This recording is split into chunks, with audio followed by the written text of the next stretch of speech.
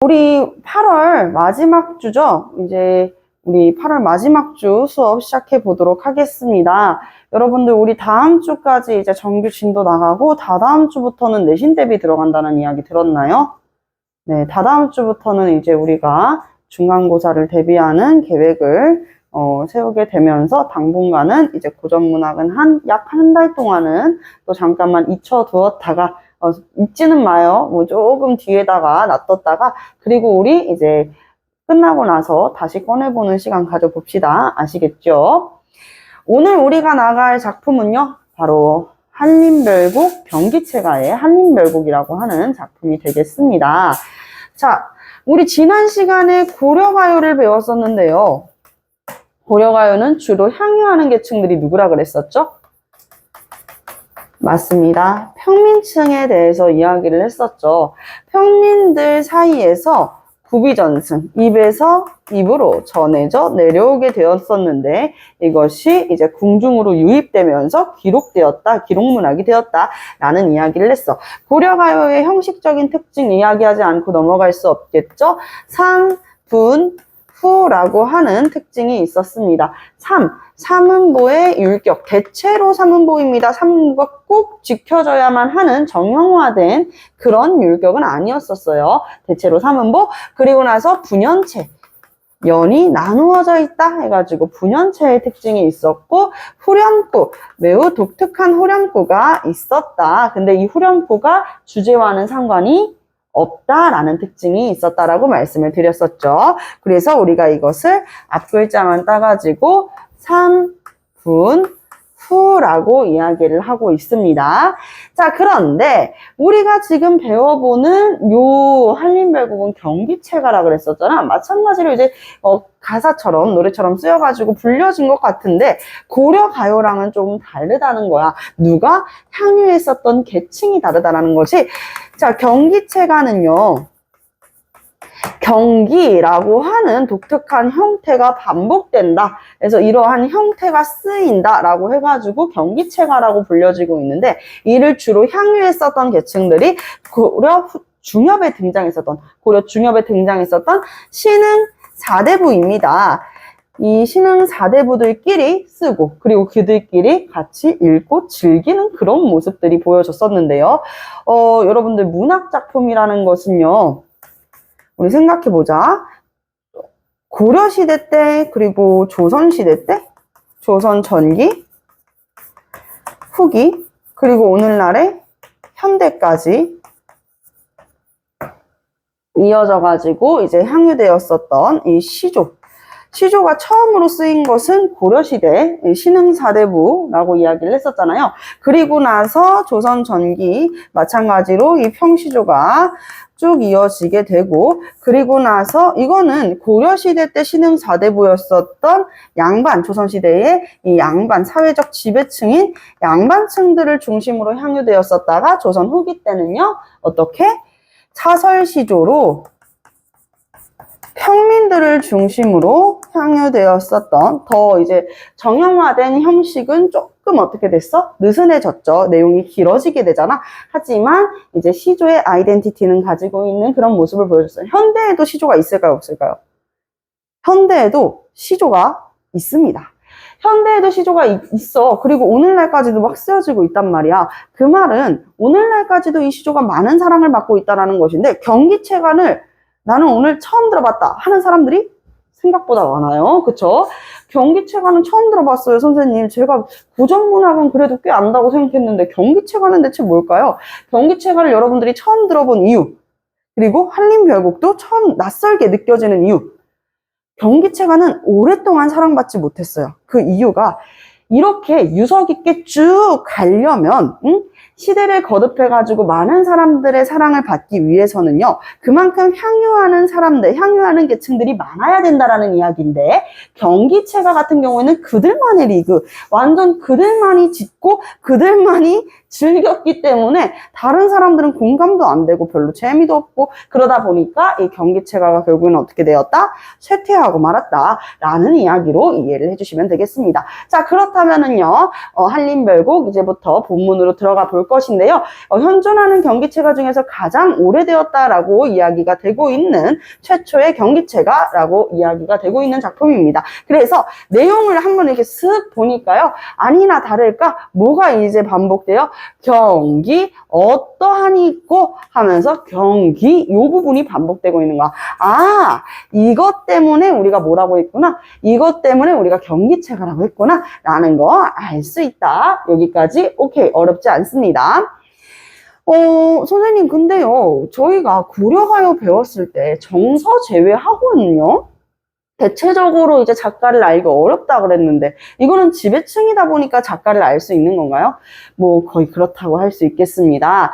한림별곡에서 누가 지었대? 한림제유가 지었다라고 하잖아. 이 한림이 대체 무엇일까?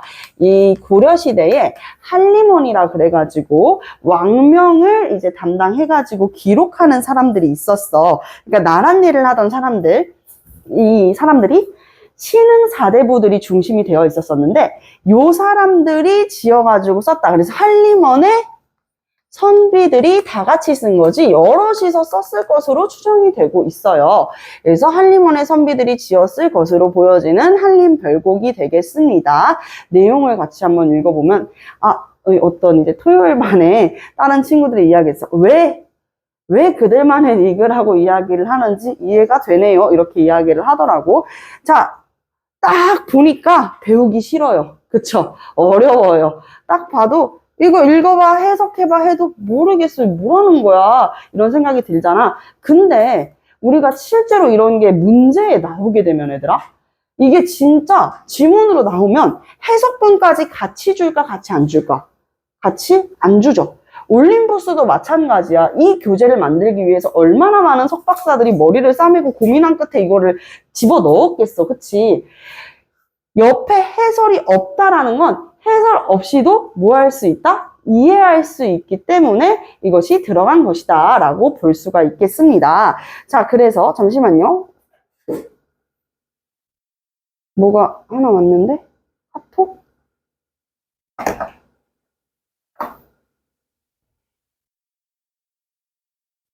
죄송합니다. 재용쌤. 자, 그래서 우리 이렇게 보면서 이 내용 같이 한번 들어가 보도록 할게요. 해석 선생님은 하나하나씩 꼼꼼하게 해줄 거야. 그래서 여러분들 인생에서 다시는 이 한림별곡을 배우는 일이 없도록 해드리겠습니다. 아시겠죠? 자, 그러면 시작해 볼게요. 원흉문, 유원순의 문장. 유원순의 문장, 이인로의 시, 인노시, 이인로의 시, 그리고 공로사륙, 이공로의 사륙변려문, 사륙변려문. 선생님, 사륙변려문이 뭐죠? 이런 것까지 하나하나 다 알아야 되는 거는 아닌데, 사륙변려문이라는 것은 중국 고대 한문체예요. 고대 한문체 이렇게 알아주시면 되겠고요. 니정원, 정원이라는 게 한자 그대로 발을정의 말씀원이잖아요. 그쵸? 왕께 바른 말을 하는 신하. 우리 그래서 조선시대로 치면은 약간 사관원, 사관원, 왕에게 직언을 하는 그런 사관원 같은 이 벼슬직을 이야기를 했습니다. 그래서 정원을 한 이규보와 누구? 진한림이 상운주필이라고 해가지고 쌍운을 이루며 거침없이 써내려간 글을 의미합니다. 거침없이 써내려간 글. 자, 춘기대책, 유춘기의 대책문. 유춘기의 대책문, 그리고 광균 경의, 민광균의 경의, 경서해설, 양경시부, 김양경의 시와 부. 그러니까 이게 이 사람들이 쓰고 본인들끼리 항의했다 이거죠. 다 사람 이름이랑 이 사람들이 뭐 했는지 글? 학문? 이런 거 얘기하는 거 아니에요? 맞아요. 그쵸? 이런 거를 왜 이렇게 이야기하는 걸까? 줄줄이 이제 뛰어난 문인들을 나열함으로써 자기가 알고 있는 학술적 지식을 자랑하는 거야. 유원순의 문장 이인로의 시 이공로의 사륙별려문 청원을 한 이규보와 진한림이 쌍문을 이루면서 거침없이 써내려간 글과 유충기의 대책문, 그리고 민관군의 경서해설과 김양부의 시와 글, 와, 이것을 다 알고 있는 내 머릿속에 탑재가 되어 있는 거야. 그러면서 뭐라고 이야기를 해? 여기에서 위는요, 감탄사로 쓰이고 있습니다. 자, 감탄사를 내비치면서 자, 여기 식양이라고 되어 있는 것은 무엇이냐면, 고려시대 때부터 얘들아, 능력 있는 관리를 어떻게 해서 선발했어요? 시험을 봐가지고 선발하는 과거제가 도입이 되었었잖아. 그치? 그래서 시장은 과거 시험을 보는 장소였어. 과거 시험을 보는 장소. 자, 그러니까 이 과거 시험을 보러 가는 사람들은 대체적으로 똑똑한 사람들일 거 아니야? 유원순의 문장, 이인로의 시, 이런 이공로의 사륙별려문 막 이런 것들을 다 알고 있는 사람들이 한 자리에 모여가지고 이제 과거 시험 같은 경우에는 우리가 시험 보는 것처럼 오지선다식의 객관식 문제가 아니라 서술형이란 말이야. 막 이제 자기가 거침없이 자신 있게 써내려가는 거야. 그러한 모습을 보면서 물어보는 거지. 이게 어떠합니까? 라고 물어보는 것이죠. 자, 그래서 그것이 어떠합니까? 라고 물어보는 거예요. 그것이 어떠합니까? 이렇게 물어보는 거야. 기가 막히지 않습니까? 멋지지 않습니까? 이런 의미를 가지고 있는 거지. 그래서 신흥 사대부에 자신의 어떤 학술적인 지식, 그러니까 자기가 이제 잘 안다 하는 것들을 자만에 차가지고 좀 이야기하는 모습이야. 그럼 이거는 실제로 질문일까 질문이 아닐까? 질문이 아니다라고 볼 수가 있는 것이죠. 그래서 질문이 아니기 때문에 이것은 서리적 표현이고, 이 서리적 표현, 경기 어떠하니 있고 계속 어떻게 돼요? 반복된단 말이죠. 그래서 반복되어서 신흥 사대부의 스스로에 대한 자부심과 이 기계를 계속 이제 자랑하는 듯이 표현하는 모습들 볼 수가 있습니다. 자, 여기에서 헷갈리지 않도록 선생님이 하나 더 이야기를 할게요. 어떤 친구가 그러더라고. 선생님, 그게 어떠하니 있고 또 질문이에요? 다가 들어가야지 질문이 되는 거 아니에요? 라고 이야기하는 친구들이 있어요. 그래서 선생님이 고전문학 시작하기 전에 문법 먼저 짚고 갔었던 건데, 가나 고로 끝나는 말들 있죠? 이거는 둘 다 의문문을 만드는 보조사야. 의문문을 만드는 보조사라고 볼 수 있는데, 그 중에서 가는 무엇이냐면, 오늘 수업이 빨리 끝났으면 좋겠죠? 아니야? 네, 오늘 5시 10분까지 가봅시다.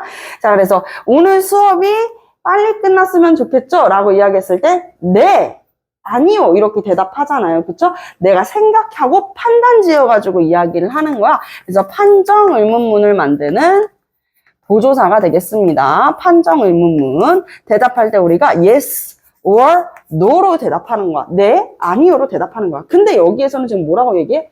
어떠하니 고라고 이야기하잖아. 고라고 이야기한다라는 것은 이제 설명 의문문이야. 야, 우리 오늘 끝나고 뭐 먹을래? 라고 얘기했을 때 응? 아니 라고 대답하지 않지. 떡볶이, 피자, 집밥 먹을래? 이런 식으로 나의 생각을 설명하잖아요. 설명 의문문이 되겠습니다. 설명 의문문은 말 그대로 설명해 주는 거지. 이 모습이 어떠합니까? 네가 아니라 멋져요. 대단하네요. 와, 아름다운걸요? 이런 식으로 우리가 생각을 해가지고 이야기를 한다라는 것이죠. 자, 그래서 그것이 어떠합니까? 사실 이 경기는 경치를 의미하는데 정말 자연 경관의 그 경치를 이야기하는 것이 아니라 앞서 있었던 유원승의 문장부터 이렇게 쭉 내려갔어. 자기가 앞에서 이야기한 그것들이 어떠합니까? 라고 물어본 것이라고 볼 수가 있겠어요. 자, 근데 여기에서 자랑이 끝이 아닙니다. 더 이야기를 하게 되는데요. 금학사의 옥순문생, 금학사의 옥순문생. 자, 여기에서 보면은 금학사라는 표현이 들어가 있어요. 그쵸? 자, 금학사는요, 옛날 고려시대에 이 금의라는 인물이 있었어. 금의라는 인물이 있었는데, 이 금의가 과거 시험을 주관했었던, 그러니까 과거 시험 문제 출제하고 이렇게 주관했었던 벼슬이었었는데, 이 사람이 오랜 시간 동안 그렇게 과거 시험을 담당하고 관리하는 사람으로 있다가, 이제 나중에 퇴직을 하게 된 거야, 얘들아. 퇴직을 하게 되고 나서 뭘 어떻게 한 거야? 과거 아카데미를 차린 거지. 오늘날로 치면은 수능 출제 위원이 이제 은퇴하고 나서 수능 학원을 차린 거야. 수능 대비 학원을 차린 거야. 얼마나 잘 되겠어. 그치?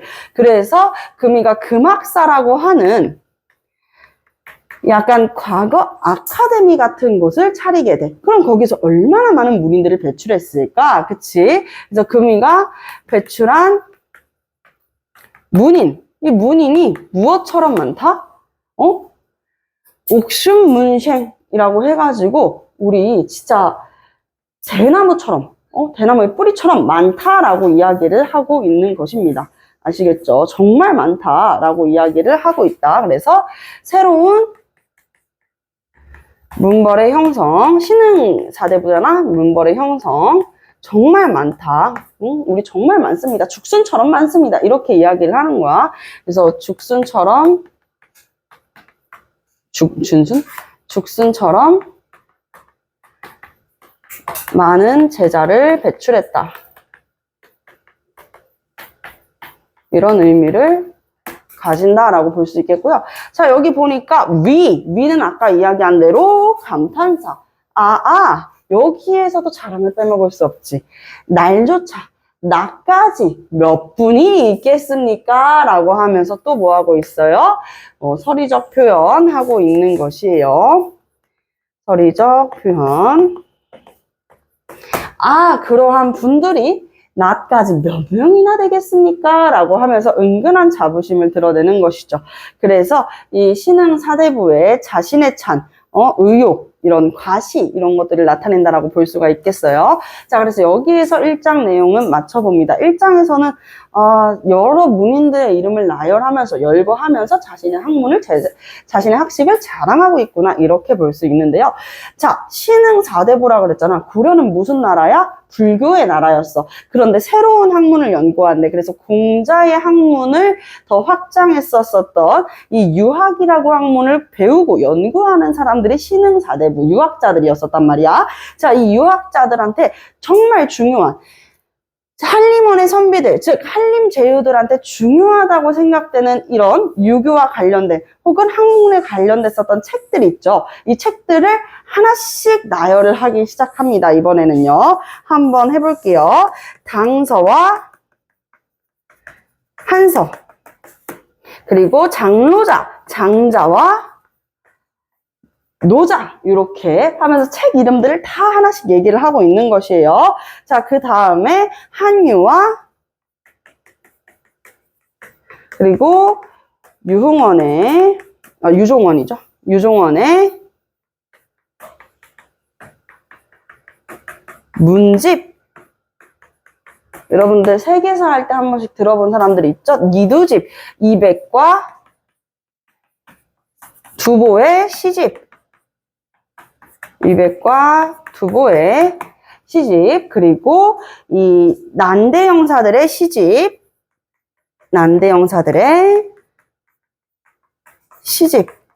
그리고 백낙현의 문집, 백낙현의 문집. 이렇게 보겠습니다. 자, 그래서 백낙천의 문집까지 이야기를 하면서 모시상서, 이제 정말 중요한 책들의 이름을 이야기하게 되는데요. 시경과 서경, 주역과 춘추, 말 그대로 이제 주역과 춘추를 이야기하고 있어요. 주역 그리고 춘추, 공자께서 쓰셨다고 하는 역사서로 불려지는 이 춘추, 그리고 주대, 레기해서 대대례와 소대례. 책 진짜 많다. 근데 그거 알지? 이거는 학식만 과시하는 게 아니야. 조선시대도 마찬가지였었는데요. 책이 엄청 귀했어요. 책이 되게 비쌉니다. 아무리 활판 인쇄술이 발명이 됐다고 해도, 찍어낸다고 해도, 공장처럼 책을 막 엄청 우후죽순 찍어낼 수는 없는 거잖아, 얘들아. 그치? 그러니까, 책이 아무래도 귀했어. 내가 이 책을 갖고 싶어? 두 가지 방법이 있지. 첫 번째는 옮겨 쓰는 거야. 소위 필사. 필사로 그 책의 내용을 가지고 온다던가 아니면 두 번째 방법이 있어. 두 번째는 뭐냐면 내가 읽는 책이 얘한테 필요한 거야. 근데 저기 있는 책이 내가 필요하니 서로 바꾸는 거지. 나는 시경을 갖고 있는데 이 친구 역경? 그러면은 야 너랑 나랑 책 바꿀래? 이런 식으로. 그래서 책이 되게 귀했는데 이 책이 다 있다 라는 의미로도 해석할 수가 있어요. 또 감탄사 얘기하죠. 주조천에 외모은 여기에서 근데 이게 근거 없는 자신감은 아닌 것 같아. 근거 없는 자신감은 아닌 것 같은 게 여기에 있는 책들의 내용을 주석까지 다 외웠대. 나중에 여러분들이 대학교 가면은 논문을 많이 읽게 될 것인데요. 소설 같은 데에서는 크게 이제 주석이 없어. 근데 논문 보면은 막 글은 거의 뭐 한 5줄밖에 없는데 이렇게 글은 거의 한 5줄? 요 정도밖에 없는데 주석이 막 이렇게 번호 달려가지고 막 쭉쭉쭉쭉 설명되어 있는 게 있어. 이게 더 많은 경우도 있어. 이런 주석까지도 다 어떻게 했대? 그것도 다 외웠대. 역시 책은 있잖아. 많이 갖고 있다고 자랑하는 게 아니야. 많이 읽은 걸로 자랑을 하는 거지. 그치? 자, 그래서 주석까지 다 외운 그것이 어떠합니까? 라고 하면서 자신의 학식을 과시하는 모습을 보여주고 있다. 자, 여기 마찬가지로 그것이 어떠합니까? 또 반복되고 있어. 경기 어떠하니 있고 그러면서 학식을 자랑하고 있다. 학식의 과시. 자, 태평관기 수백여 권, 태평관기 수백여 권 하면서 이제 자신의 이제 지적 관심사와 그리고 자긍심을 드러내는 절구가 되겠습니다.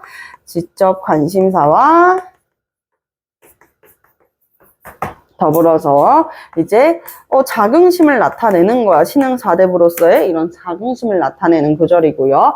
위령남 이것을 둘러 앉아서 둘러 읽어보는 모습, 두루 읽어보는 모습, 그 모습이 어떠합니까?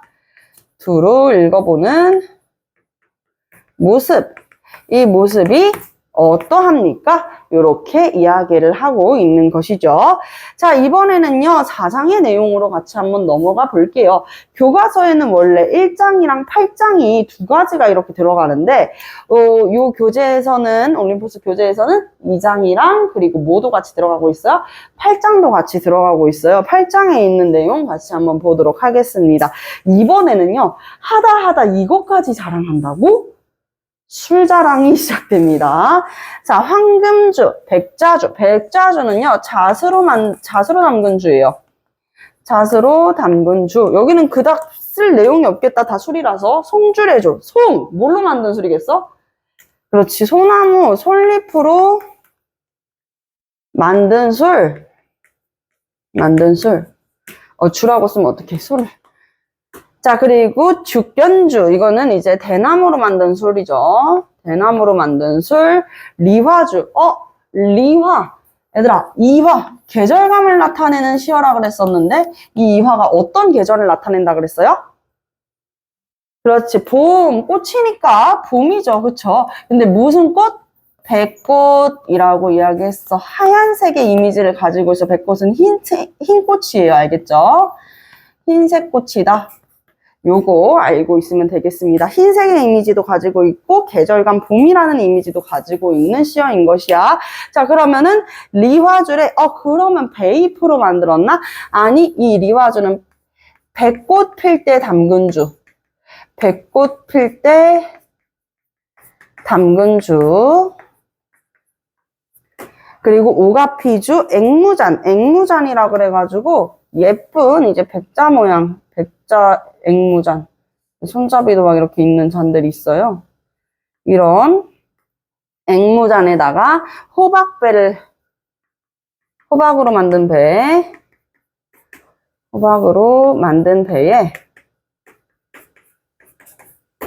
가득 이제 술을 붓고 가득 부어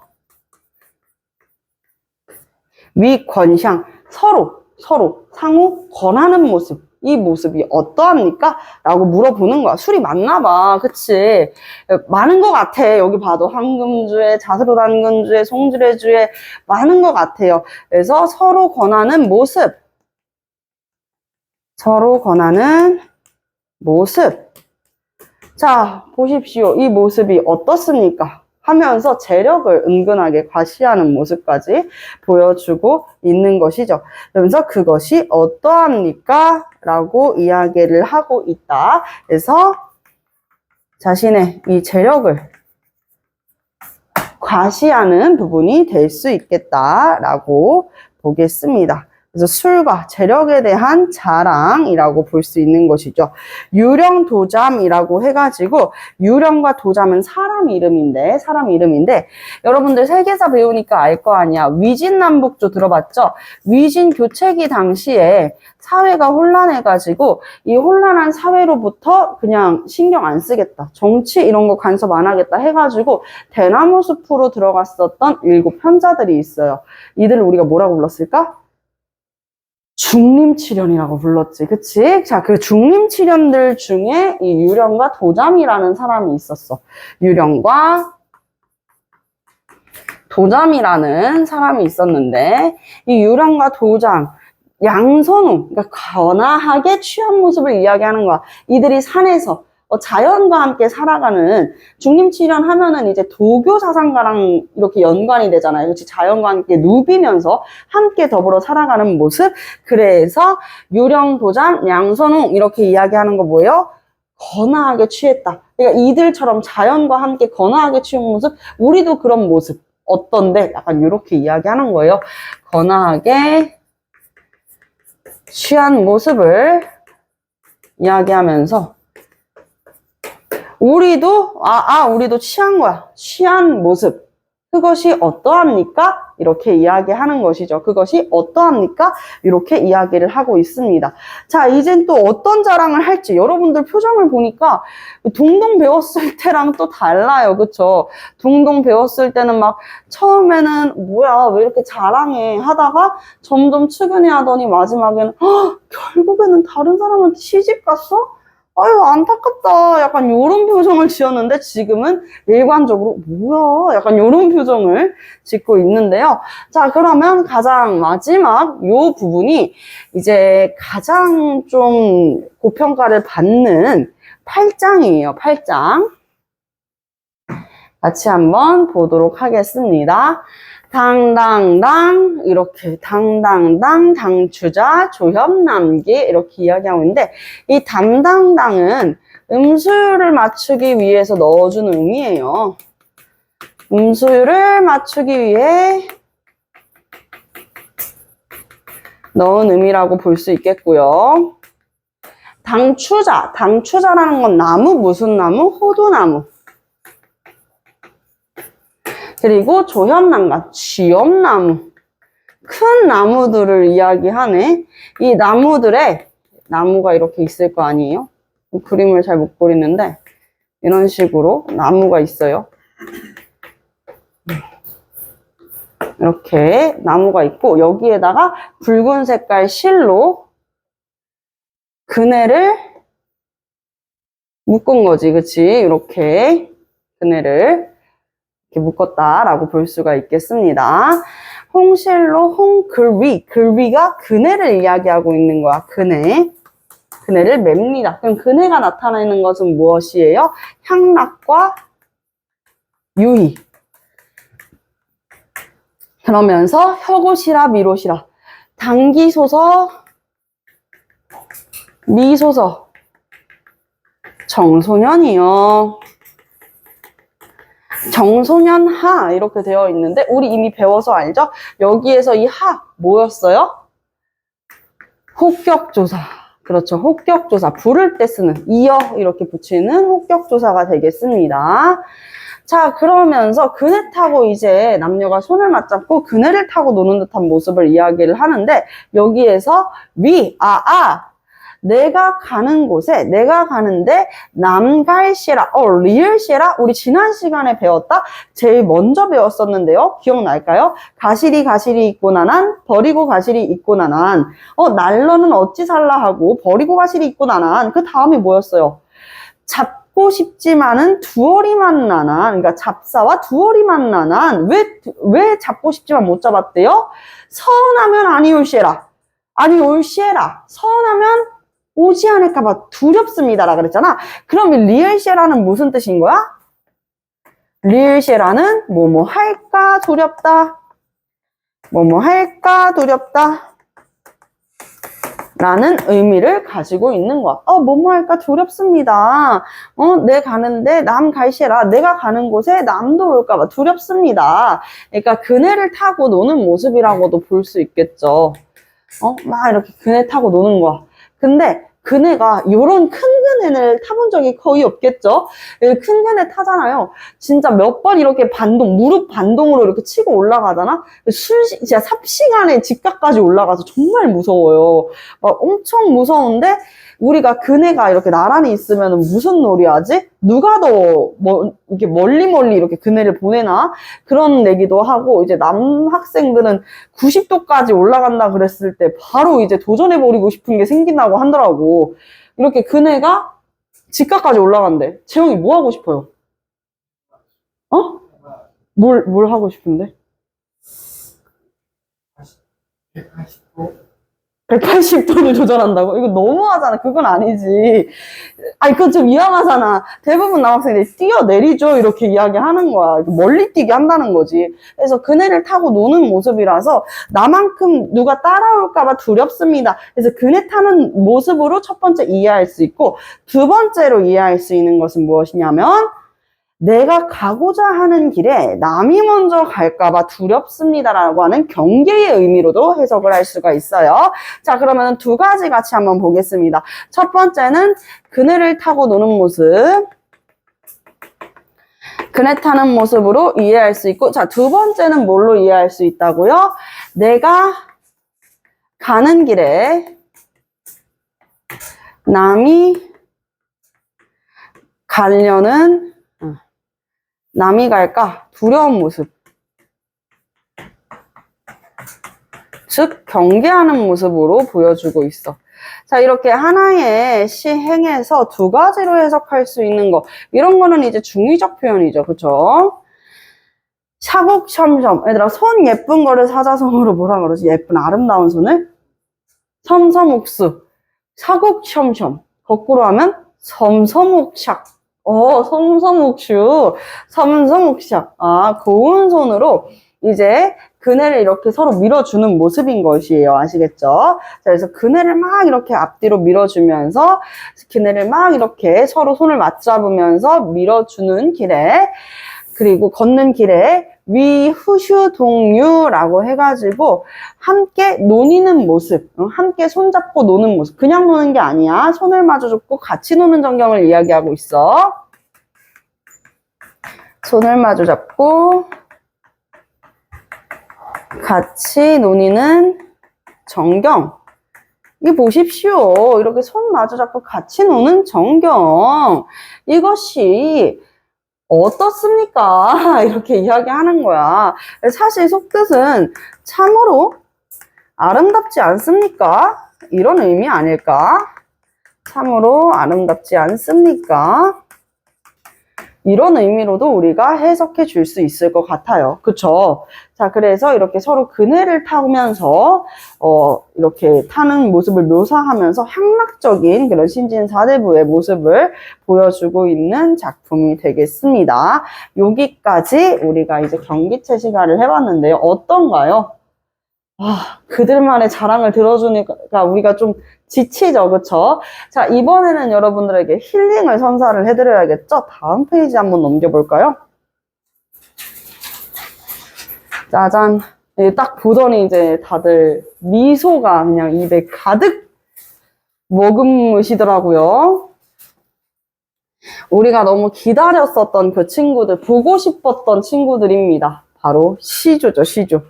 너무 그리웠다, 시조야. 3장 6구 45자 내외 너를 너무 보고 싶었단다.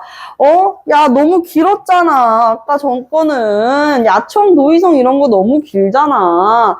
그런데, 이제는 조금, 우리가 짧은 시조를 해볼 수 있겠다라고 볼 수가 있겠어요. 그래서, 고려가요의 특징 이렇게 이야기했는데 이제 고려가요 아니잖아요. 시조의 특징을 이야기해야겠죠. 시조의 특징 무슨 특징이 있어요? 첫 번째 방금 얘기했어. 3장 6구 45자 내외 3장 6구 45자 내외. 두 번째 특징은 3, 4조 또는 4, 4조의 음소율. 그리고 세 번째, 삼음보의 율격. 자, 그리고 네 번째 특징은 무엇이었다? 종장의 첫머리는, 지성아, 종장의 첫머리 뭐예요? 종장의 첫머리, 네, 세 글자로 고정한다. 라고 하는 특징이 있었습니다. 그래서 우리 19채 향가의 특징을 계승한 듯한 모습이 3단 구성이라는 특징과 종장의 첫머리 세 글자 19채 향가의 특징은요. 가장 마지막 이 낙고의 첫머리가 감탄사여야 됐었는데 그러한 특징이 계승된 것이 아닌가 라고 볼 수 있는 것이라는 거죠. 자, 그래서 지금 보니까 요 두 개의 시조가 나와 있고 애상과 탈로의 시조라고 나와 있네요. 자, 시조가 너무 반갑기는 한데요. 그냥 보니까요. 무슨 내용인지를 모르겠어요. 그쵸? 그래서 우리가 모의고사에서 고전 나오면은 일단 좀 절로 치워버리고 싶은 마음이 드는 거잖아. 그치? 자, 여러분들 선생님이 7월 초에 모의고사 해수의 담수와 비문학 지문 분석하면서 이런 이야기를 했어요. 비문학은 무조건 지문을 꼼꼼하게 읽는 거, 다시 앞으로 안 돌아가는 게 중요하다라고 이야기를 했어. 물론 사람마다 다르겠지만 나는 그렇다는 거야. 자, 그리고 문학은 얘들아, 이거는 다른 말 다 필요 없어. 문학은 선생님, 문학도 그냥 먼저 내용 보면 안 돼요? 모르면 외워. 문학은 제일 먼저 뭘 봐야 된다 그랬어? 문제 봐줘야 된다 그랬지. 그 문제 안에 있는 보기에 이 문학 작품이 어떠한 주제를 담고 있고 어떠한 내용인지를 가장 잘 요약해서 제공한다고. 여러분들, 이조연이 누군지 아십니까? 이조연 모르죠? 이조연 몰라. 선생님이 역사도 같이 가르치지만 내가 한국사 이 교과서도 뒤져보잖아. 이조연에 대한 언급이 크게 없거든요. 고려사에서 이조연 크게 언급하지 않잖아. 그러니까 이 사람이 누군지를 몰라. 그래서 이런 경우에는 대체적으로 무엇부터 본다? 문제부터 본다는 거야. 우리도 문제부터 볼까? 서술형 문제로 한번 넘어가 보자. 자, 결국 나와 있다 이거예요. 이런 식으로 수능에서도 이런 식으로 이 작가나 아니면은 줄거리에 대한 내용을 요약해서 잘 제공을 해. 내용 같이 한번 볼까? 자, 이조연은요. 고려 말의 학자이면서 정치가였습니다. 충렬왕이었으면 고려의 어떤 시기였어? 원 간섭기였겠다. 진짜 고려 말이었네. 그치? 원 간섭기 때 이 충렬왕의 왕위계승 문제와 충신왕의 모함 사건에 연루되어서 무고하게 귀향살이를 하게 됐다라는 거지. 유배에서 돌아와 그는요 13년간 고향에서 숨어 지내면서 정치가로서의 심정을 담은 시를 지었다라고 이야기를 하고 있습니다. 시를 지었다. 그 시가 무엇이래요? 바로 요 시가 된다라는 거야. 여러분들 시조는 제목이 있는 시조가 있고 없는 시조가 있잖아. 근데 대체적으로 평시조는 제목이 없어요. 평시조는 제목이 없고 연시조일 경우에는 제목이 있는 경우가 있어. 대표적으로는 고산구곡과 도산12곡 이런 식으로 연시조는 제목이 있지만 형시조는 제목이 없어. 그럼 선생님 이 시조를 뭐라고 불러요? 선생님도 아까 페이지 물어봤을 때 사리화라고 이야기하기, 이제 사리화는 한시긴 하지만 이야기하기 앞서가지고 작가를 먼저 이야기를 했잖아. 고전 작품 이야기할 때 작가를 먼저 이제 많이 보는 경향들이 있지. 그래서 작가 먼저 보는 거 되게 중요한데, 그리고 나서 두 번째로 이제 이런 작품들의 제목은 첫 구를 따와가지고 불러줍니다. 그래서 이 이조년의 시조도 이화의 월백하고 라고 부르고 있어요. 밑에 있는 이 우탁의 시조 같은 경우에는요, 한 손에 막대 잡고 라고 이렇게 이야기를 하고 있습니다. 자, 그러면 애상의 시조부터 같이 한번 들어가 보도록 할게요.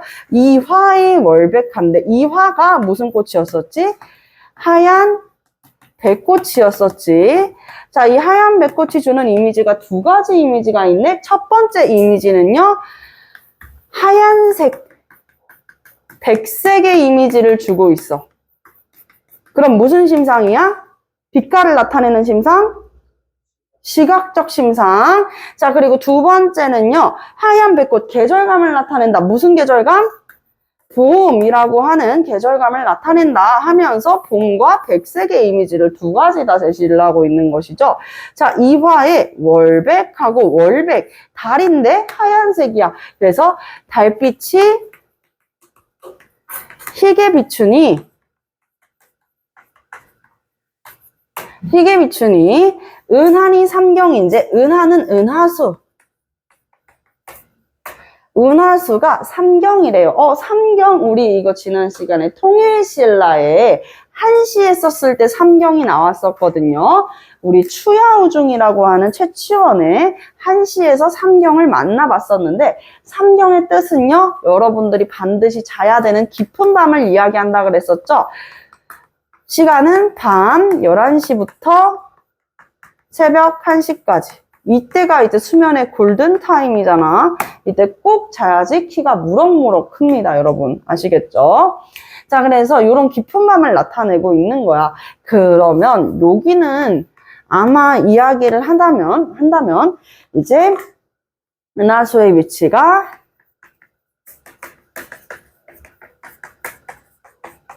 자정을 알리는 위치에 있지 않았나, 그런 의미로 해석할 수 있어요.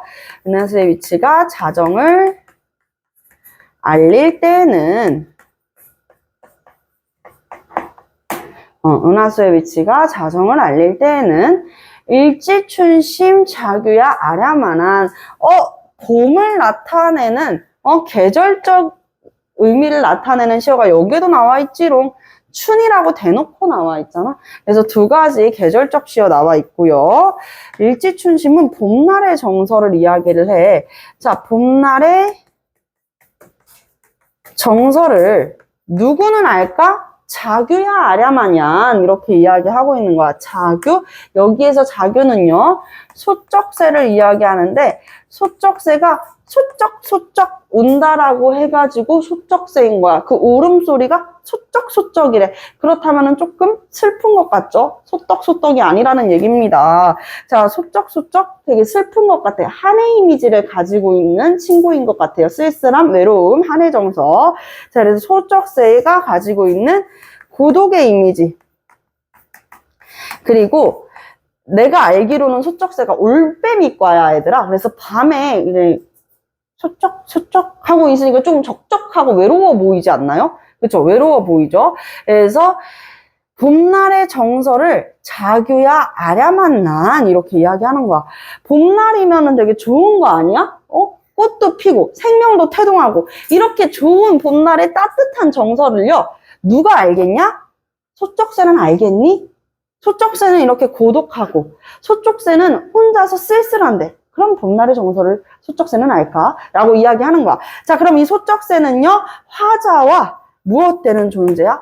화자의 이 심리와 비슷하잖아. 그치? 그렇기 때문에 동병상련. 즉, 감정이 이입된다.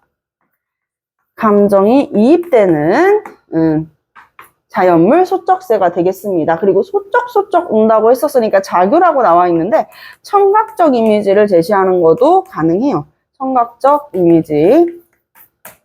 자규는 알겠냐만 다정도 병인가 하여 여기에서 이제 결국에는 원래 초장, 중장, 종장이 있는 이 3장의 시에서는요 가장 마지막에 그 정서가 최절정에 달하는 경우들이 많아요. 자, 다정다감한 것도 다정한 것도 병인가 하여 병인가요? 잠 못 들어 한다. 봄날의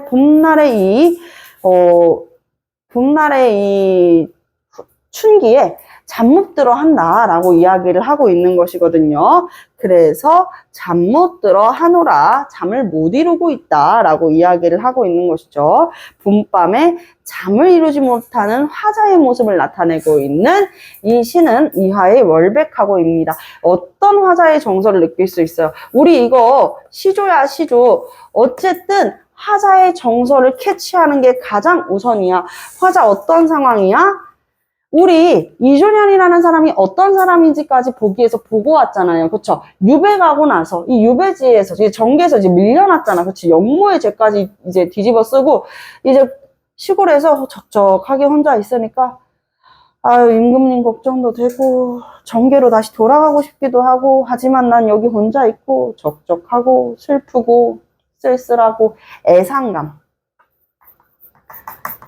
이 화자는 애상에 젖어 있는 거야. 그치? 누구처럼? 이 소쩍새처럼 슬픈 울음소리와 그리고 고독하게 홀로 밤에 이렇게 있는 모습을 이입한 것이죠. 그래서 애상이라고 볼 수가 있겠습니다. 자, 그러면 여기에서 퀴즈 하나 드릴게요. 우리 이거 통일신라 한시에 썼을 때, 신라의 한시에 썼을 때도 이야기를 했었는데 시대가 그렇다는 거야. 얘들아, 남북국 시대라는 거야. 그 시대를 통틀어서 얘기할게요. 한시. 이렇게 막 생각이 많아서 상념 막 생각이 너무 깊어가지고 고민이 있어가지고 밤에 잠을 이루지 못하는 거 사자성어로 뭐라 그랬을까요? 우리 야청도의성에서도 봤었어요. 네? 결식.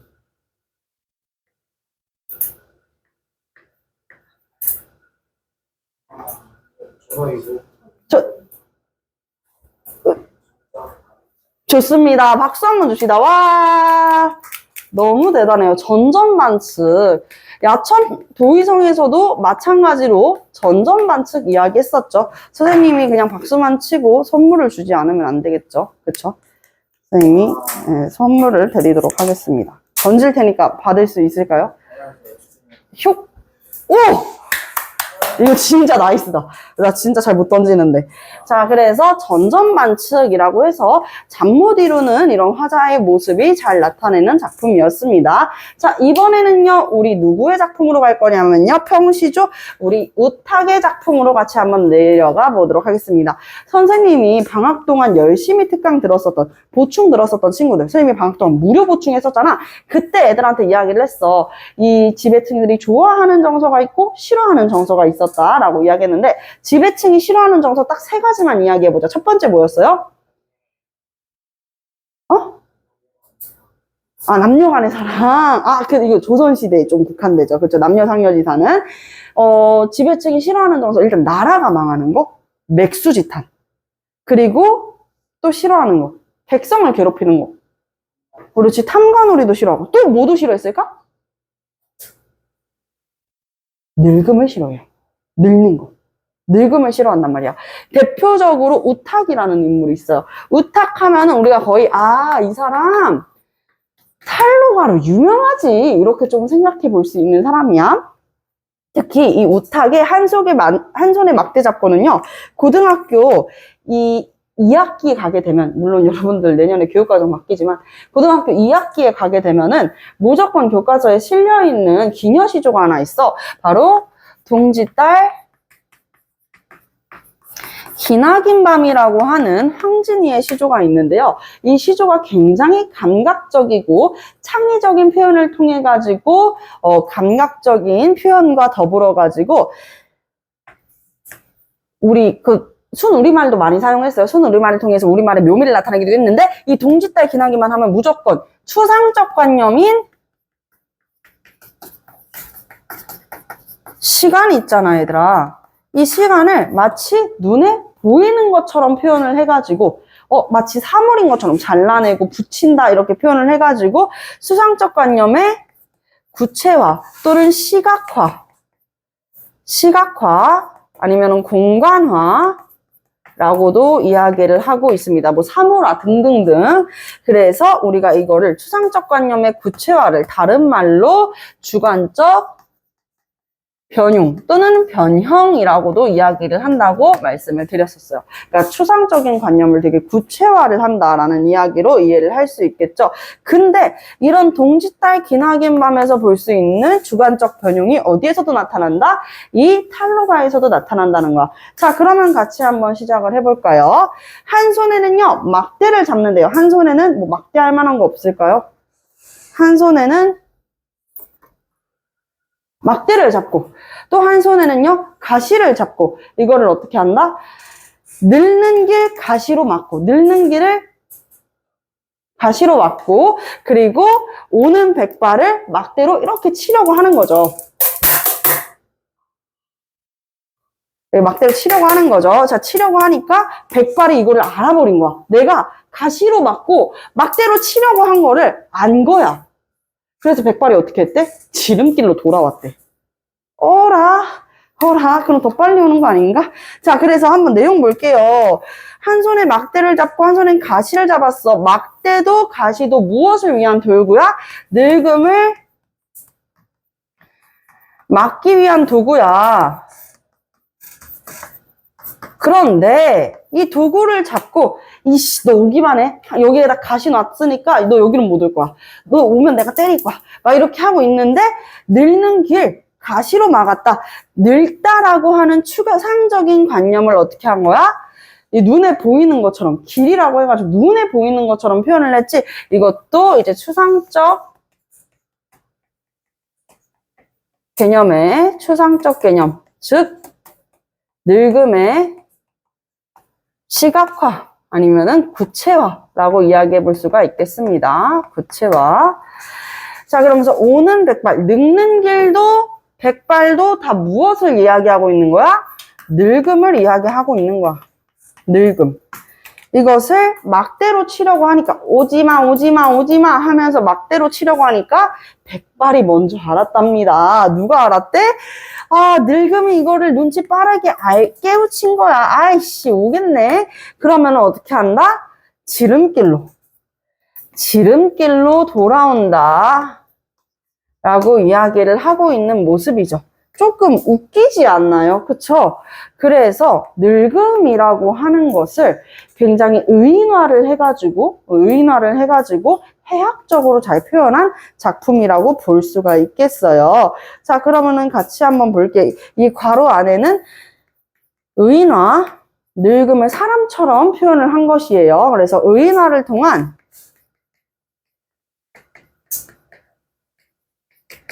어떤 표현이 나타나? 해학적인. 근데 선생님, 해학적이라는 것은 평민층의 주된 미의식 골개미라면서요. 조선의 사설시조 얘기할 때 얘기했잖아. 그치? 지배층이라 그래서 해학적으로 쓰지 말란 법은 없지. 웃기게 표현한 거잖아요. 그쵸? 의인화를 통해 해학적 발상과 표현이 잘 나타난다라고 이야기를 하는데 사실 이 내용은요 재밌는 얘기, 유쾌한 얘기는 아니야. 여러분들이 아직 10대 중반밖에 안 돼가지고 아유 새파랗게 어린 것들 뭘 알겠냐마는 이제 선생님, 그러니까 누군가는 내가 이렇게 이야기하는 것도 넌 뭘 아냐 이렇게 얘기할 수도 있는데 늙는다라는 건 정말 걷잡을 수 없이 빠르게 찾아와. 이 일정 기간을 좀 지나게 되면 여러분들이 누리고 싶은 이 20대의 젊은을 다 보내고 나면은 30, 40, 50 정말 빠른 속도로 진짜 가속화가 되어가지고 찾아오는 게 노화란 말이야. 근데 이런 노화를 내가 노력해서 막을 수 있을까? 없어요. 내가 노력한다 해서 안티에이징 정도는 할 수 있겠지. 노화를 최대한 미룰 수는 있어. 하지만 이 노화는 언젠간 나에게 오게 되어 있어. 그치? 그게 자연의 섭리잖아. 인간은 자연의 섭리를 거스를 수가 없거든. 그래서 자연의 섭리를 자연의 섭리 앞에서 인간의 존재는요, 별거 아닌 거야. 그쵸? 그래서, 아이고, 자연의 섭리 앞에서 인간의 한계성을 해학적으로 잘 나타낸 작품이다. 이렇게 볼 수가 있겠습니다. 자, 그러면 요런 탈로가가 나왔으면 또 다른 탈로가를 같이 한번 볼 것인데요. 밑으로 이제 다음 페이지에 3번에 보면은 또 우탁에 탈로가 하나가 더 나와 있어요. 자, 그래서 이 탈로가 같이 한번 봐보도록 하겠습니다. 네.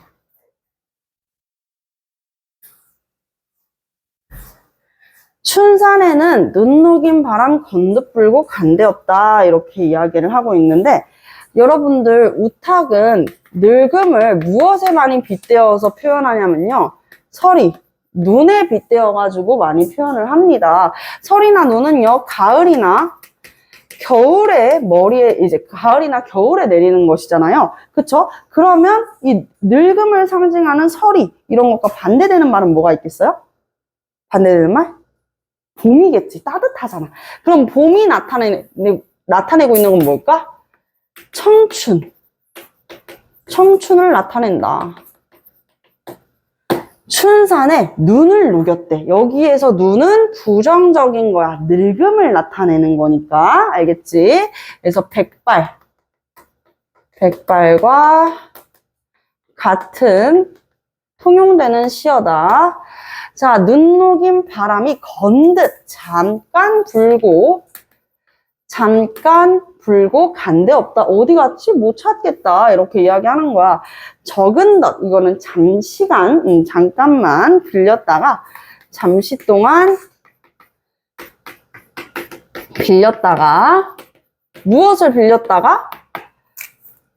봄바람, 금방 사라져버린 불고 사라져버린 이 봄바람, 눈을 녹이는 바람이잖아. 그치? 그러니까 이 봄바람을 잠깐 빌렸다가 우희 위에 머리 위에서 이 봄바람이 내 머리 위에서 불어줬으면 좋겠는 거야. 따뜻한 바람이잖아. 그럼 뭐가 녹겠어? 내 머리 위에 있는 눈이 녹겠지. 이 눈이 뭔데? 백발. 늙음이 녹겠지. 이렇게 생각하는 거야. 불게 하고 싶다. 자, 귀 밑에 오래 묵은 서리. 여기에서 서리는 그러면 또 뭘 나타내는 거야? 그렇지. 늙음을 나타내고 있는 것이죠. 이 늙음을 녹여볼까 하노라 이렇게 이야기를 하고 있는 작품이 되겠습니다. 그래서 오랫동안 해묵었었던 이 서리를요 녹여야지 이렇게 이야기를 하고 있는 거야. 여기에서 화자의 간절한 바람은 어디에서 나타나요? 불리고저 녹여볼까 하노라. 화자는 어떻게 하고 싶은 거야? 다시 젊어지고 싶은 거지. 그치? 그래서 젊음을 회복하고자 하는 젊음 회복을 간절히 소망하는 화자의 태도가 나타나 있다. 우리가 이런 시, 늙음을 탄식하는 시를 뭐라고 한다고요? 탈로가라고 부른다 라고 이야기를 했습니다. 자, 이렇게 애상과 탈로의 시하고 다음 페이지 한번 넘어가 볼게요.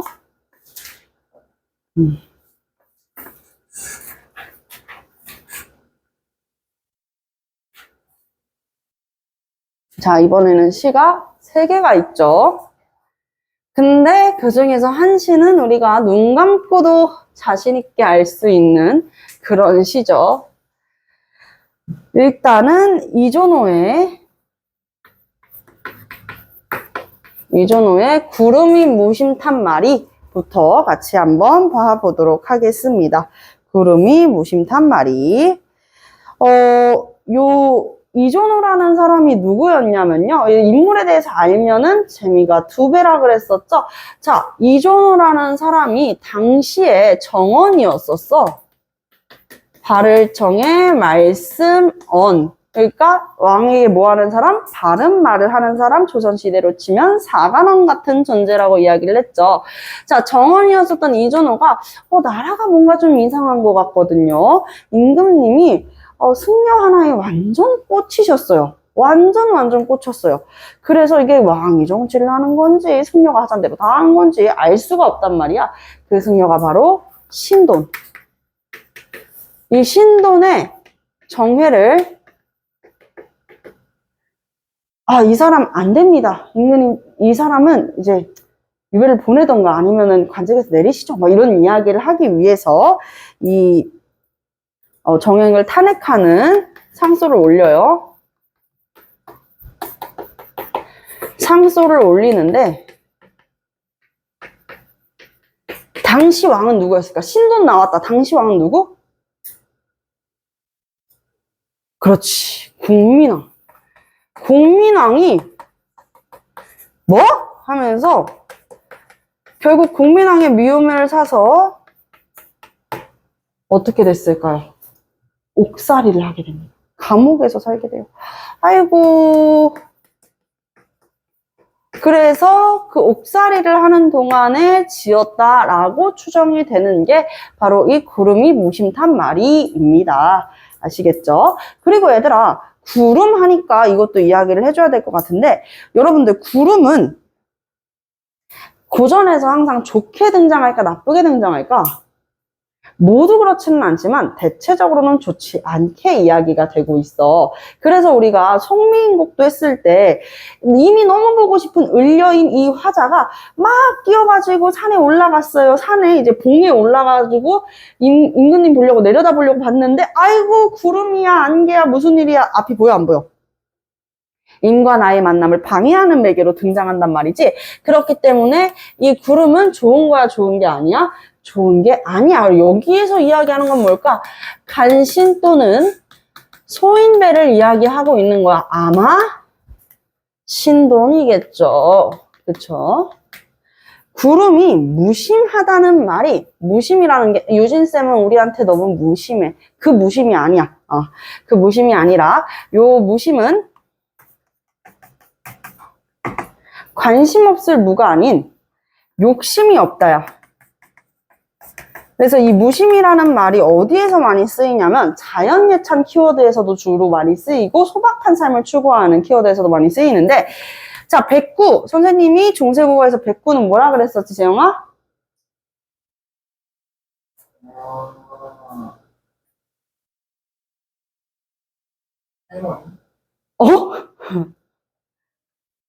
흰? 흰 머리, 흰 갈매기. 네, 흰 갈매기였죠. 그쵸? 이 흰 갈매기인 이 백구. 백구는 자연 친화 키워드에서 많이 등장하는 친구라 그랬었죠. 자, 이 흰 갈매기가 백구가 어떻다? 무심하다라는 표현을 많이 이야기를 하고 있어요. 아, 백구가 무심하다. 백구는 욕심 없이 이제 하늘을 떠돌아다니면서 자연에 함께 누비는구나. 이런 식으로 표현을 하는데, 그렇다면은 구름이 욕심이 없다는 말이 아마도 허랑인 듯 한다. 그래서 거짓인 것 같아 믿기 어렵다라는 거야. 거짓인 듯하여 믿기 어렵다. 또는 우리가 어떻게 봐줄 수가 있냐면 이거 허무맹랑한 소리야. 그래서 아마도 허무맹랑한 소리겠다. 자, 그러면 우리가 화자의 입장에서 생각을 해줘야 돼. 자, 이 화자의 시선을 잘 따라가봐. 화자가 구름을 어떻게 생각하고 있어? 거짓이 없다라고 사람들은 이야기를 하지만 화자는 이 구름이 욕심이 없다, 무심하다라는 게 아무래도 거짓인 것 같아. 허무맹랑하대. 그래서 무심하다는 말이 허무맹랑하다. 그래서 구름을 어떻게 생각하고 있는 거야? 부정적으로 생각하고 있는 거야. 너 이상해? 이렇게 보고 있는 거지. 자, 중천, 세상 가운데, 하늘 가운데, 구름이 떠다니는 곳이니까 하늘이겠지? 자, 근데 이 하늘 가운데라고 딱 점지해가지고 표현한 이곳은 아무래도 임과 가까운 곳이겠죠. 그쵸? 그래서 임금님의 총애를 받는 조정, 그래서 궁중이 될 수 있겠습니다. 궁중을 나타낸 말이다 라고 볼 수 있겠죠. 자, 중천에 떠이셔 임의로, 마음대로, 혹은 자유롭게, 자기 하고 싶은 대로 이런 식으로 이해할 수 있단 말이야. 구름이 제 맘대로 다니면서 구태야 광명한 날빛을 따라 덮나니. 구태여. 선생님이 시조에서 화자의 감정이 정점에 달하는 것은 대체적으로 종장이라고 이야기를 했었잖아. 그치? 그래서 구태야, 광명은 뭐예요? 밝은 빛을 의미하는 것이지, 우리가 예로부터 임금을 뭐에 많이 빗대었어요? 임금님을 뭐에 많이 빗대었지? 그렇지, 해에 많이 빗대어서 표현했단 말이야. 그래서 광명은 햇빛, 임금님의 총명함을 의미해요. 임금님의 총명함을 의미한다. 그런데 광명한 날빛을 따라다니면서 덮는다는 거야. 밝은 태양을 구름이 따라다니면서 내가 가려야지 하면서 계속 가린다는 거야. 그래서 임금님의 이 총명함을 자꾸 가리는 간신을 어떻게 하고 있어요? 비판하고 있는 내용이다 라고 이야기를 하는 것이죠. 자, 그래서 햇빛을 따라다니면서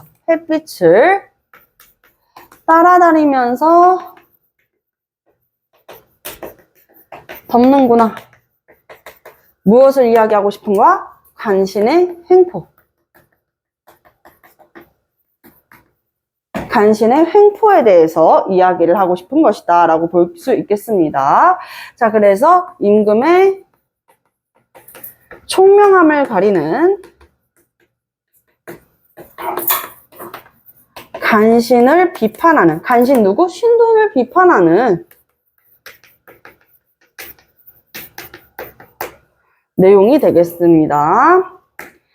자, 그래서 이렇게 해가지고 이존호의 시도 같이 봤고요. 자, 이 다음에는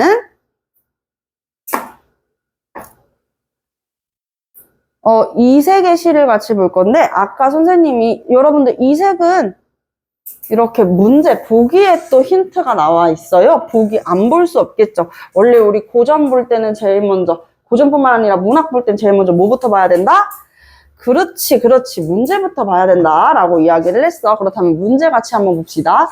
이색은 고려 말의 학자로 우왕의 스승으로 알려진 사람입니다. 그는 고려에 충직한 신하들이 사라지면서 새 왕조를 세우고자 하는 무리들, 재영아, 새로운 왕조를 세우고자 했었던 고려 말의 이 무리들을 뭐라고 불렀을까?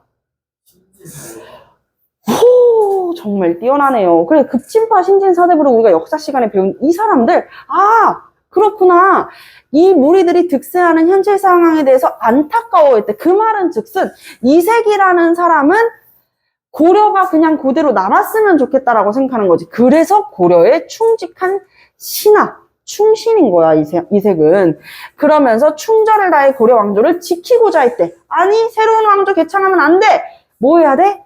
고려 왕조 지켜내야 돼. 하는데 그의 작품에서는요, 쇠락해가는 이 고려 왕조에 대한 우국의 심정을 담고 있습니다. 그래서 백설이 잦아진 고래라는 고려의 중흥을 소망하는, 다시 흥하기를 바라는 그런 소망을 잘 나타내고 있는 시라고 하는데요. 그렇다면은 오케이, 무슨 맥락인지 우리 이해했고, 그러면 작품으로 같이 한번 가봅시다.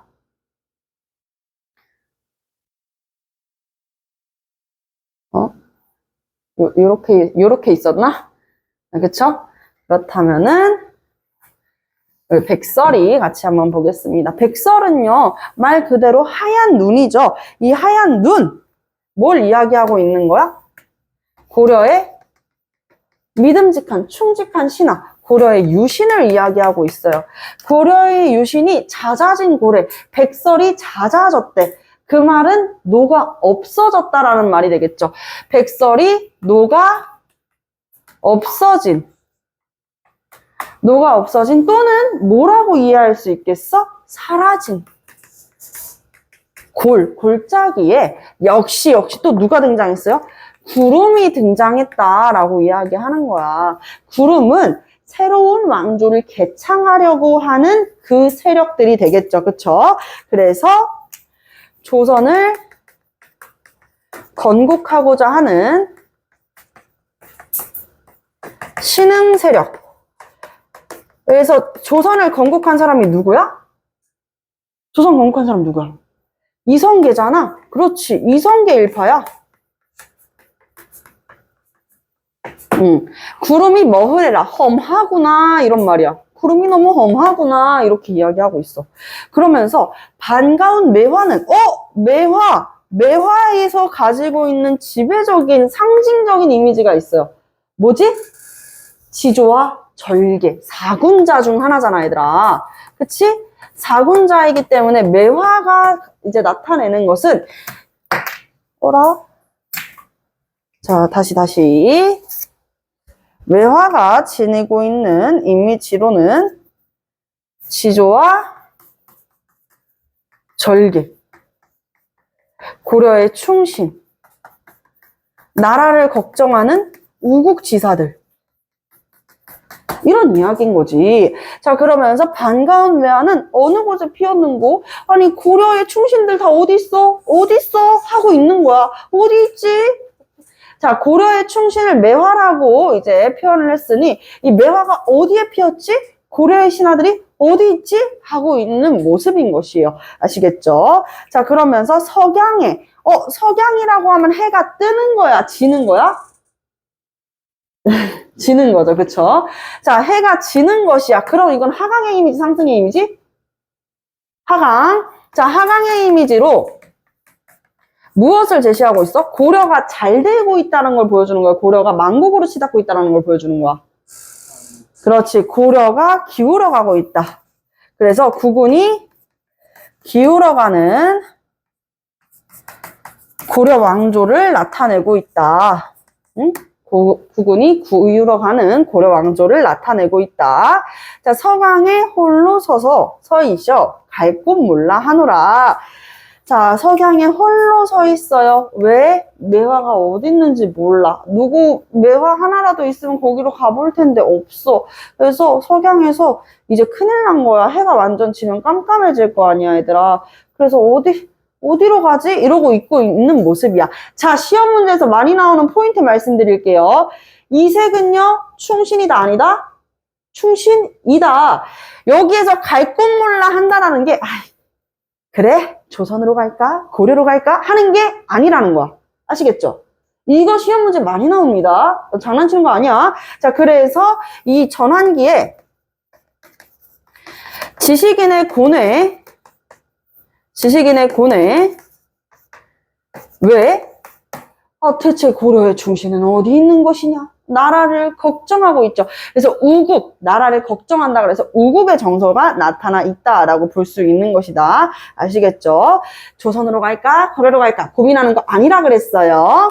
자, 그리고 이제 우국 하면은 빠질 수가 없는 가장 대표적이라고 해도 과언이 아닐 만큼 초등학교 때부터 배우지 않나요? 선생님도 초등학교 한 3, 4학년 때부터 배웠던 것 같아요. 그 시조 같이 한번 시작해 보도록 하겠습니다. 근데 얘들아, 이거 하나만 하면 되겠어? 아니지. 얘랑 세트가 하나 있어요. 그쵸? 먼저 갔던 친구가 있단 말이야. 그 친구를 같이 한번 봐보도록 할게요. 밑에 이제 옆 페이지에 보면은 짜잔, 여기에 이렇게 나와 있죠. 이런들 어떠하며 저런들 어떠하려 만수산들 엉치기 얽혀진들 어떠하려 하면서 우리도 이처럼 얽혀져 100년까지 누리리라 라고 이야기를 하고 있습니다. 자, 이 사람은 누구일까요? 이 역사 퀴즈나 다름이 없죠. 재영이는 필기를 조금 했으면 좋겠는데. 자, 이 사람은 누구일까요? 그렇죠. 이방원. 이방원은 이성계의 아들이잖아. 그치?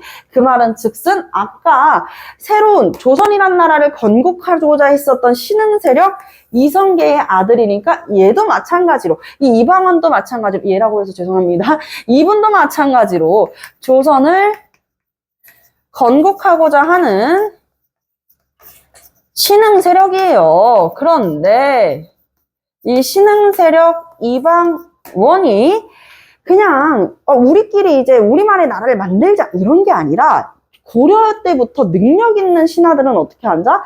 같이 가면 좋겠다라는 생각을 했었던 거야.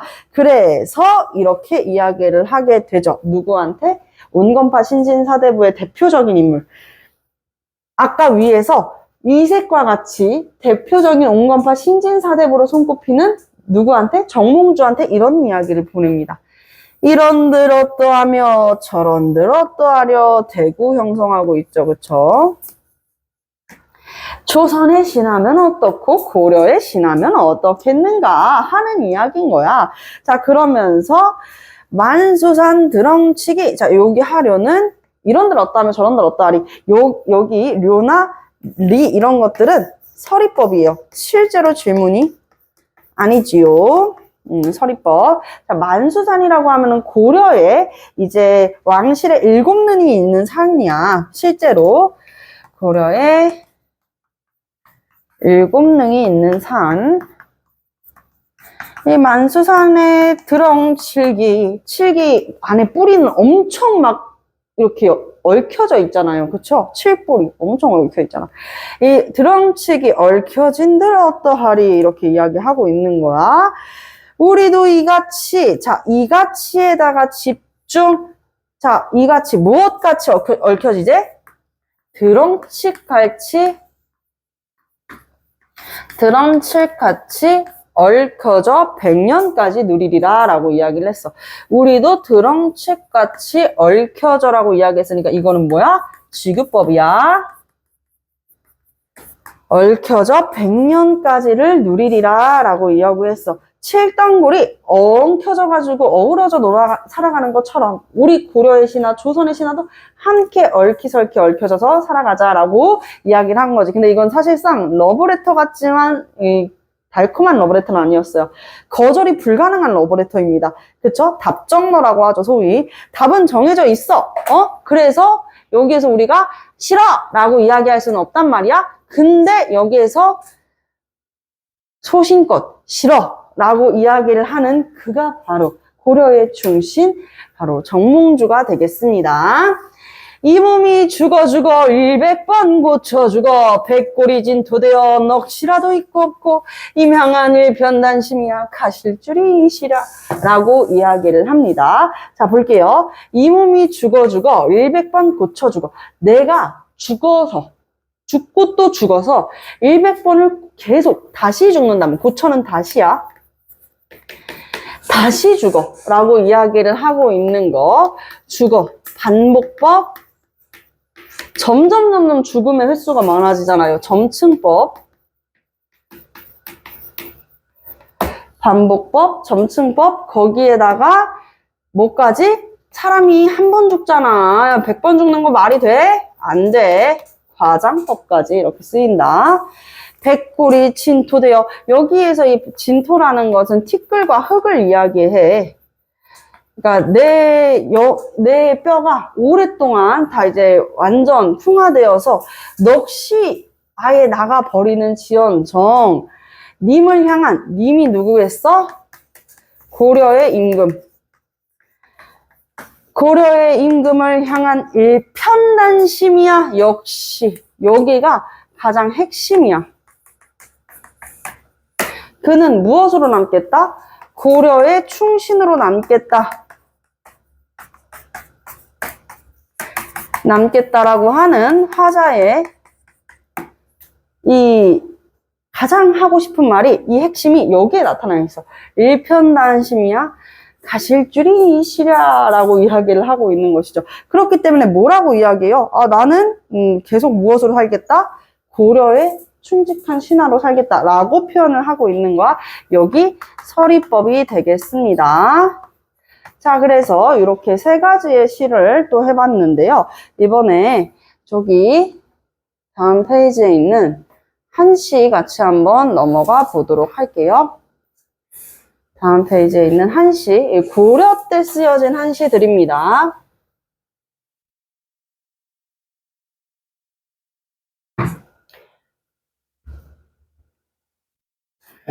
자, 고려의 한시, 우리 지난 시간에 한시를 배워봤으니까 알고 있지요. 자, 여기에 한자가 글자 수가 되게 중요하다라고 이야기했어. 몇 글자 있어요? 그쵸, 7글자가 있죠. 그럼 7원. 줄은 몇 줄? 4줄이면은 7원 절구라고 이야기를 하고 있고, 5글자네. 5원? 그렇지. 몇 줄이야? 8줄이지. 그치? 8줄은 율시. 12줄 이상은 배율. 이렇게 이야기를 한다라고 했어요. 요 두 작품은요, 선생님이 일단 뒤로 넘어가지 않고 최대한 내용을 먼저 보고 그리고 나서 이야기를 하도록 할게요. 이 송인 같은 경우에는 정지상의 이 한시로 이별의 슬픔을 노래한 가장 이제 한시 중에서도 가장 백미로 꼽히는 작품입니다. 그래서 송인을 모르는 사람 없습니다.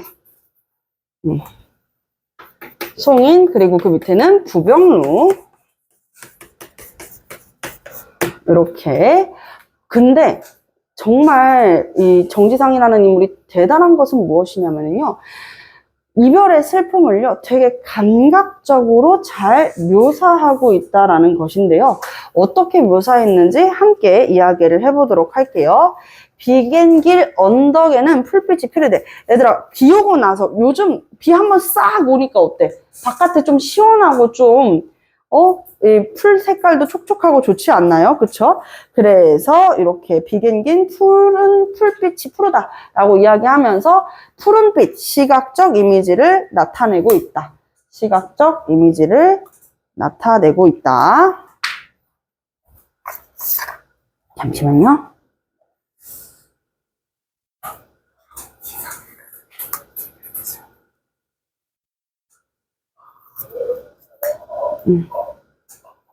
자, 그래서 풀빛이 푸르고 시각적 이미지를 제시합니다.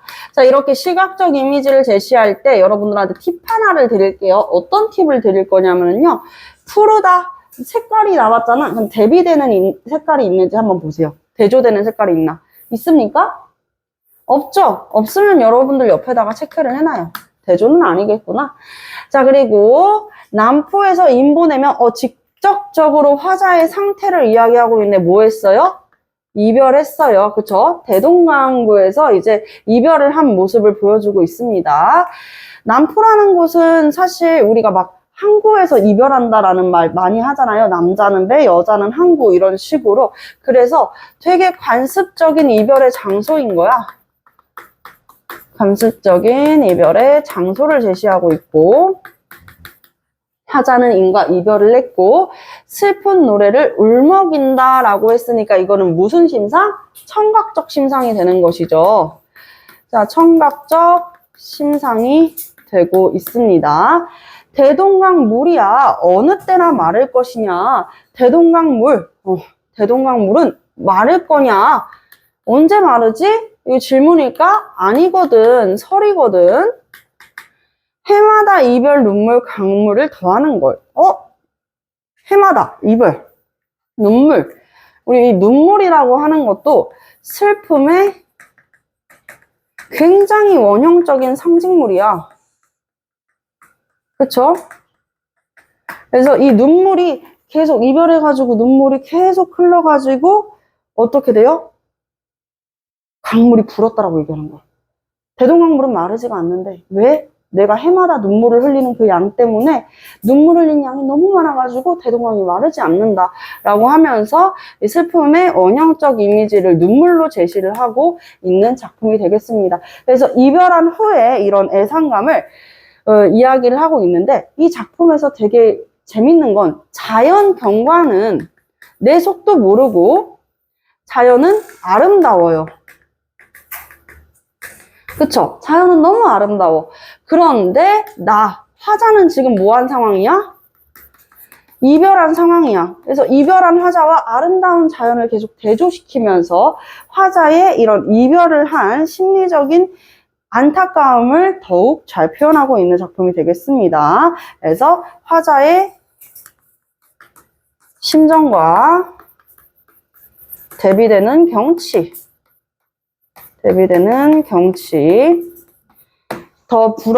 여기에 더 불어서 대동강에서 사랑하는 사람과 이별하고 나서의 모습을 잘 나타낸 송인이 되겠습니다. 아시겠지요? 자, 그리고 나서 우리 부병루로 같이 한번 넘어가 보도록 할게요. 부병루. 어제 영명사를 지나다가, 영명사는 평양에 위치해 있어요. 평양 금소산에 있는 절이에요. 근데 내가 적지는 않을 건데 얘들아 기억하고 있어. 못 기억할 것 같으면 적는 게 낫고. 평양하면 딱 떠오르는 나라 뭐예요? 이럴 줄 알았어요. 거의 다 이렇게 이야기를 하더라고요. 북한을 많이 얘기하더라고. 북한 말고 또 떠오르는 나라 없어? 고구려 떠올라야지, 그치? 고전인데요. 고전 문학이잖아요. 다리 떨지 말고 다리 앞으로 모을게요.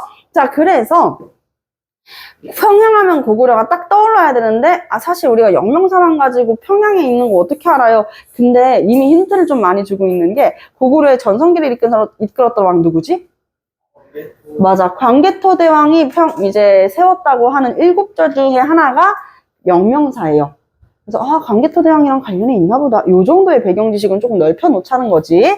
자, 그러면서 잠시 부병루에 올랐네 라고 이야기하면서 부병루가 어디지? 대동강변에 위치해 있어요. 그래서 평양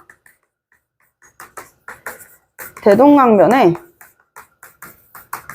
이제 지금으로 치면은 누각이긴 한데 쉽게 여러분들 정자 같은 곳이라고 생각하면 될 것 같아요. 그래서 이 모란대 밑에 절벽에 위치한 누각이다. 이 누각에 오르니까 무엇이? 텅 빈 성. 텅 빈 성이 뭐야? 근데 우리 고전 작품 하니까 빈대 많이 나오잖아. 빈대가 화자의 쓸쓸함의 정서를 같이 이제 관통하는 감정이입의 대상이 많이 되었었는데요. 이번에는요, 성이 텅 비어 있대요. 뭔가 쓸쓸한 느낌이 들지 않나요? 그쵸? 원래 성이라고 하면은 막 북적북적하고 임금도 있고 성주도 있고 해야 되는데 성에 텅 비어 있다. 옛 고구려의 성터입니다. 옛 고구려의 성터로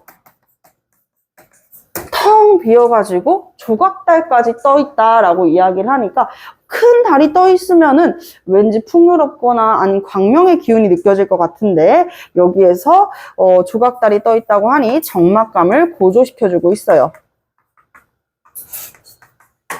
자, 천년의 구름 아래 자연은 변해요? 변하지 않아요? 자연은 변하지 않았어. 천년의 구름이라고 이야기를 하잖아. 천년의 구름 안에 바위는 늙었네 라고 하면서 이 바위가 실제로 있는 바위야. 그냥 이제 추상적으로 얘기하는 바위가 아니라. 그래서 이 기린굴 남쪽에 있는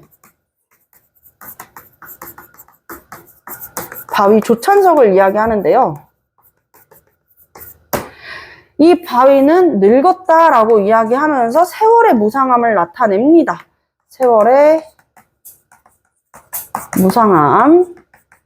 뭔가 느낌이 벌써 오는 것 같아.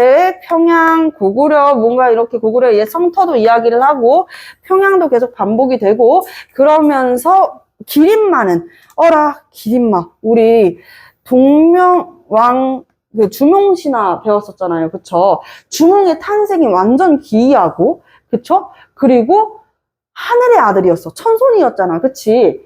근데 그 주몽이 만약에 죽을 때, 하고 죽으면은 그 신성성이, 신비로움이 사라지는 거잖아.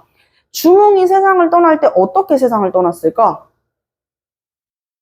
이 기린말을 타고 하늘로 올라가요.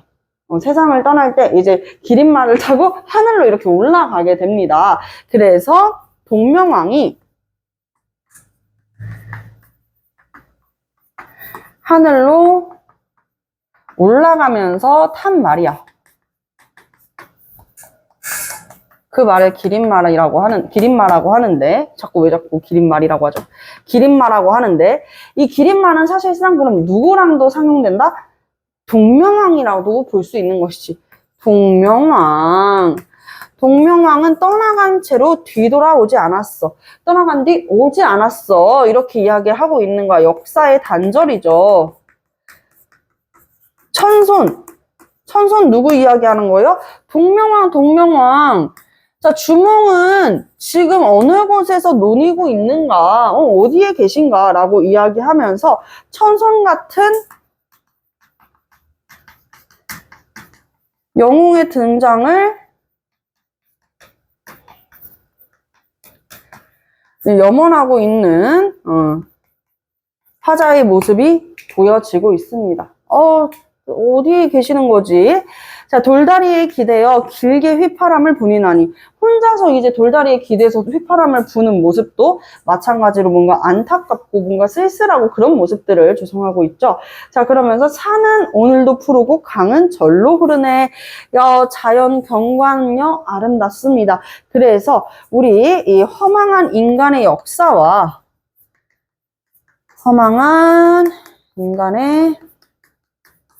역사와 더불어가지고 인간의 삶은 다 변해버리는구나. 그에 반면 대조되는 변함없는 자연의 아름다움을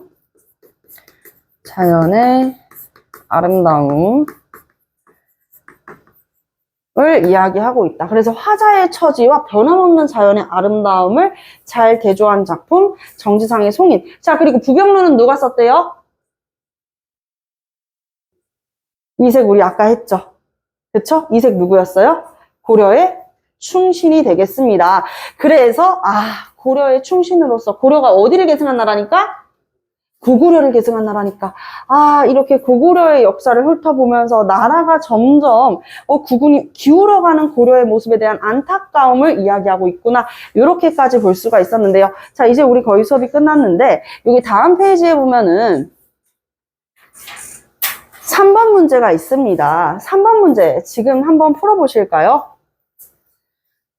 3번 유형의 문제가 굉장히 이제 시험 문제에 잘 나오는 유형의 문제란 말이죠. 여러분들이 가장 어려워하는 문제이기도 하지만서도 가장 대표적인 유형이다 보니까 이 문제 같이 풀고 맞추고 그리고 끝내보도록 할게요.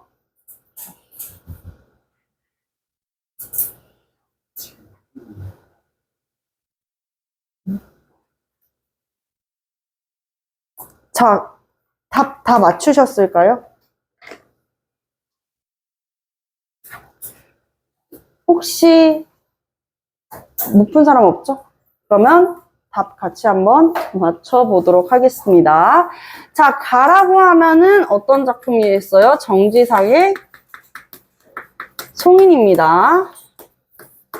이 송인에서 화자의 상황과 정서, 송인에서의 이 정서가 어땠어요? 화자 이별했죠? 이별해서 슬퍼요. 애상. 요런 느낌으로 가야 되겠지? 그치? 자, 그러면, 여기 첫 번째에 있는 작품부터 볼게요. 사람마다 이 말씀 들어서라. 이 말씀 아니면 사람이라도 사람이 아니니 이 말씀 잊지 말고 배우고야. 배워야 된다라고 이야기를 하고 있어요. 주세붕입니다. 주세붕이라고 하면은 조선 최초의 사획서원을 만들었었던 백운동서원의 이 주세붕이 되겠는데요. 이 주세붕이 무슨 이야기를 하게 되냐면 오륜과 삼강오륜을 배워야 하는 이유에 대해서 이야기를 해요. 삼강오륜을 배워야 하는 이유에 대해서 이야기를 하고 있습니다. 노래 삼긴 사람 씨름도 하도 알샤 닐러다 못 닐러 불러도 푸뒀던가 진실로 풀릴 것이면 나도 불러보리라. 시가 되게 직관적이죠. 신음에 노래 삼긴 사람이라는 시입니다. 노래 삼긴 사람. 노래를 만들어가지고 불러서 시름이 사라진다고 한다면야, 그럼 나도 노래를 불러서 지어 부르면서 이 시름을 털어보리라 라고 이야기를 하고 있는 것이죠. 자, 근데 이 당시에 이제 신음이 이 작가가 정적들한테 쫓겨나요. 쫓겨나가지고 유배를 가게 된단 말이죠. 그러한 상황에서 지었다라고 해. 그러니까 마음속에 얼마나 억울함도 있고 근심도 많고 여러 마음들이 들었겠어. 그치? 이거를 노래를 불러서 털어버리고자 한다면은 나 노래 불러가지고 털어버릴래 라고 이야기를 하는 것이죠. 그만큼이나 시름이 많다. 화자가 지금 걱정과 시름이 많은 상황이구나. 이렇게 알 수 있겠고요. 자, 추강에 밤이 드니 밤물결이 차노매라. 가을강. 가을이 주는 이미지 쓸쓸함이랑 풍요인데 이거는 뭐예요? 쓸쓸함이죠. 자, 쓸쓸한 느낌. 추강에 밤이 되니까 물결이 너무 차가워서 고기도 안 물더래. 고기 너무 차서 낚시기 이거 못 보는 거예요. 자, 무심한 달빛만, 달빛이 무심하다는 게 관심 없다는 거 아니라 했죠? 자, 무심한 달빛만 싣고 빈배에 저 가노라 라고 이야기하고 있어요. 이것은 성종의 형이었었던 원산대군의 시조입니다. 자, 원산대군의 시조에서는 원산대군의 인생을 알면 더 재밌지만 원산대군은 고향에서 자연 속에서 함께 살아가. 그러니까 뭐도 필요 없다. 정치, 공명, 건세 이런 거 다 필요 없다. 자연 속에 묻혀져서 살겠다라고 이야기하니까 안분지족, 안빈낙도 자연과 함께하는 자연 키워드다라고 알 수가 있겠죠. 자연, 무욕의 삶이라고 이해를 해볼게요. 자, 그리고 5번째 같이 한번 볼게요. 빙자옥질이여 눈 속에 너로구나 가만히 향기노와 황운어를 기약하니 아마 아치구절은 너뿐인가 하노라 라고 이야기를 하고 있어요. 자, 이것은 안민영의 매화사입니다. 아까 선생님이 매화가 무엇 중에 하나라 그랬지? 사군자 중에 하나라 그랬지. 사군자가 상징하는 게 뭐예요? 지조와 절개.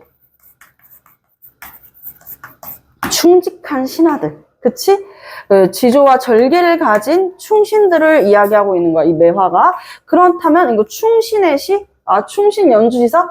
그렇다면 지금 다 슬픔은 아니네? 그렇다면은 방 안에 켜있는 저 촛불 같이 한번 볼게요. 방 안에 켜있는 저 촛불 누구와 이별하였기에 이별 들어가 있네. 겉으로 눈물 지고 속 타는 줄 모르는 저 촛불 나와 같아서 속 타는 줄 모르도다 라고 이야기를 하고 있어요. 이게의 시조입니다. 원래는 더 친절해야 돼요. 누가 썼는지를 얘기를 해줘야 되거든. 근데 누가 썼는지 안 나오는 건 조금 그렇긴 한데 이게라는 이름을 보면 무조건 아셔야 돼요. 모르면 외우세요. 모르면 외우세요. 선생님 외우라는 말 잘 안 하잖아. 근데 모르면 외워. 사육신 이게 그리고 이제 성산문 박팽년 어린 단종, 어린 조카였었던 단종을 죽이고 왕위를 이제 찬탈했었던 개우정난을 일으킨 세조를 왕으로 섬기지 않고 어린 단종만을 임금으로 섬겼었던 이 지조와 절개의 상징 사육신 그 중에 한 명이 이계였습니다. 자, 이계의 시조에서 촛불과 이별했다. 화자가 지금 뭐 한 거야? 임과 이별한 거야.